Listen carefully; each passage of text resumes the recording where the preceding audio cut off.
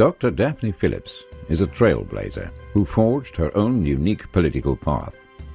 Born in Belmont, Trinidad, she attended Osmond High School and Bishop's Anstey High School. Dr. Phillips became a nurse and a nursing instructor, teaching in Port of Spain General and San Fernando hospitals. She then attended the University of the West Indies, earned a BSc in sociology, completed her master's degree in sociology on a scholarship awarded by the university, and became a lecturer at UWI.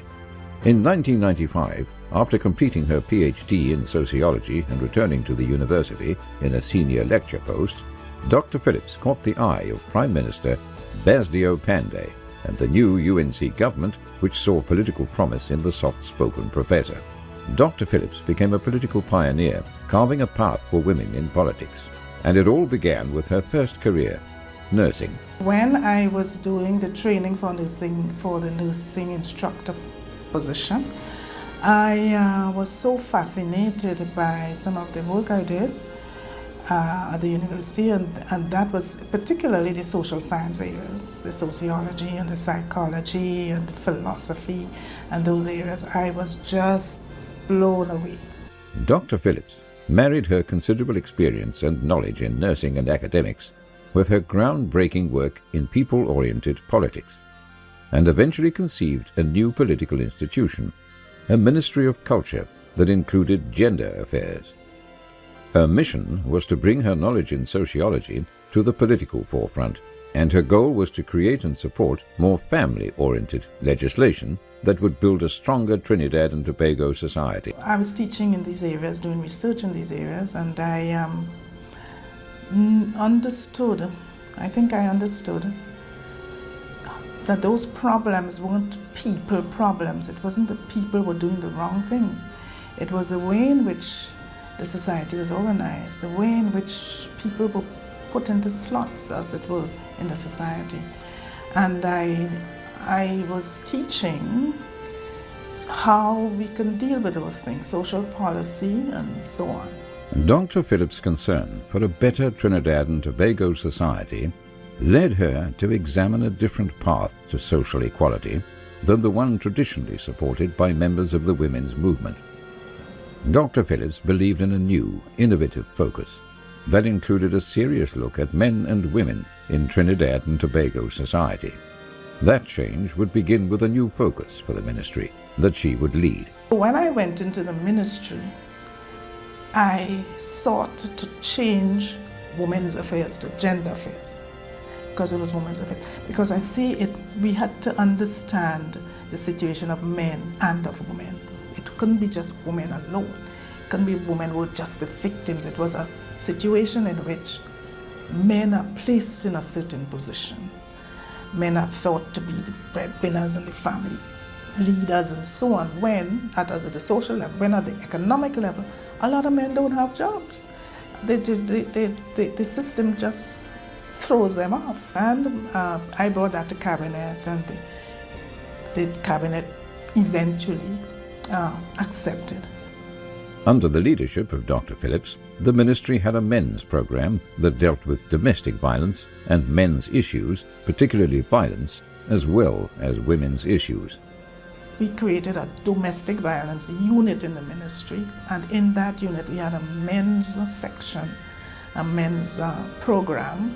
Although she was the Minister of Culture and Gender Affairs, and gender affairs, as Daphne saw it, was not just women affairs. People tend to see gender affairs as women affairs. She was able to bridge that gap and produced a male unit in her ministry for men, because men are genders too, men, male and female. And as a result, that she staffed it with men, and she was able to see the other side of the coin. Dr. Phillips made invaluable contributions to the Senate, where she researched and supported a variety of bills that addressed the social and cultural challenges of Trinidad and Tobago society.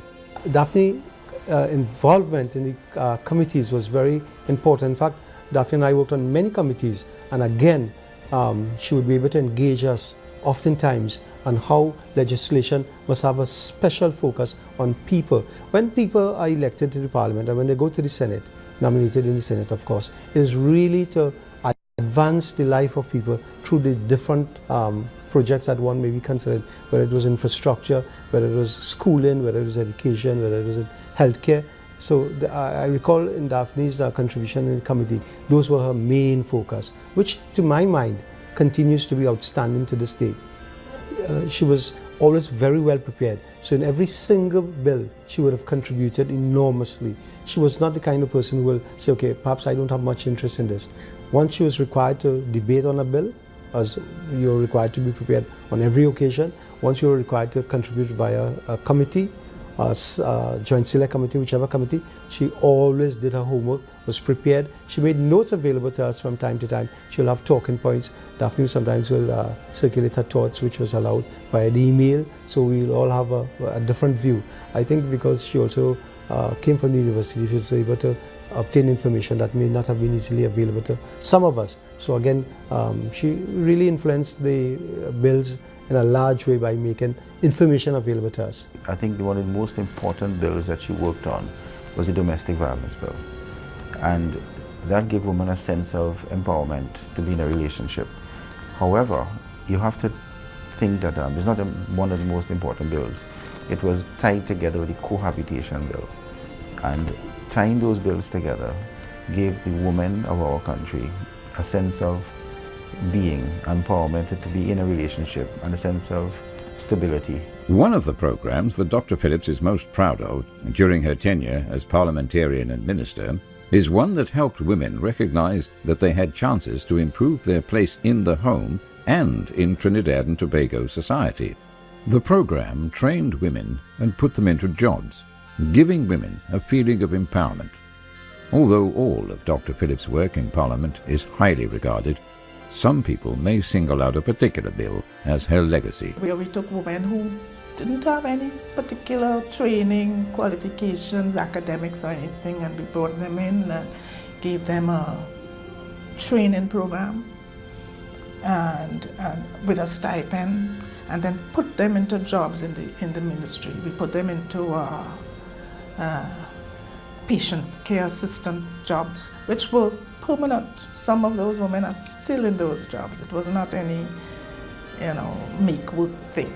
Put them into those jobs, and we saw a transformation in those women. Always the champion of the Trinidad and Tobago family and equal rights among men and women in this country, Dr. Phillips made her mark in a calm, assertive manner that targeted social progress as an issue worth pursuing. Daphne would not be, as I say, an aggressive politician, aggressive person. She always was tapered and very prim and proper. But she got her point across because it was persistence. She felt very strongly about women affairs. She felt very strongly of having integrity in public life. I know that for a fact. And she felt very strongly about youth, culture, and that bringing the youths together. So I think as a person, Ms. Phillips did quite well, although she was not an elected member and she was brought in as a senator. It does augur well for the choice that Mr. Vasdev Pandey made. Those who have followed Dr. Phillips' illustrious career in politics and social development can't forget that Dr. Phillips came to Trinidad and Tobago politics almost by accident. She got the call to serve her country when she was sitting behind her desk at the University of the West Indies, where she contemplated the social issues of the country from an academic view. She rose to the political challenges that were cast her way, and she earned the respect of her colleagues in Parliament. Well, I think she will be remembered, because Daphne will be remembered two ways. One, she acted as the Prime Minister once or twice, and well, I would say thank God for Mr. Pandey. He was able to see that and that was the way he gave the woman a chance.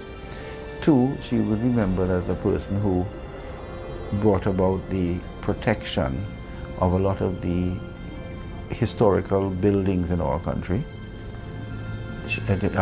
Ms. Phillips pioneered that legislation also, the Heritage Bill, I think it was, and as a result of that, people can no longer buy a historical building, demolish it without proper approvals. And when one looks at the National Steel Orchestra playing, one has to also remember Daphne Phillips. And woman, I think, she would remember as a person who pioneered women's rights, and a woman of integrity. Daphne was always there to give us the balance between social issues as well as our aggressive political issues. Daphne's contribution really continues as it has done for the last 30 years, about people. So regardless of which bill came to the Parliament or to the Senate, where she had to make a contribution, coming from the university background and that kind of academic community, her research was always in depth, but there was a center focus. It was about people. History will record that Dr. Daphne Phillips served in developing the role of women in politics. Her tenure helped to lay the groundwork for women in politics. She was one of the first women in Trinidad and Tobago to be appointed acting Prime Minister. Acting as a Prime Minister at the time, it was only Kamala who had acted before me. And it was indeed only the UNC who had put females in any such position, any position of prominence. And it was very, very significant. Dr. Phillips' knowledge, compassion, objectivity, foresight and leadership ability created a winning combination for social achievements that benefited everyone in Trinidad and Tobago. Dr. Phillips cared about the people she served and continues to care about social development in our country even today. Dr. Daphne Phillips is a trailblazer, a political power who was a force to be reckoned with. She created her own political path and walked it with dignity and pride. Trinidad and Tobago is a better place because of her selfless service.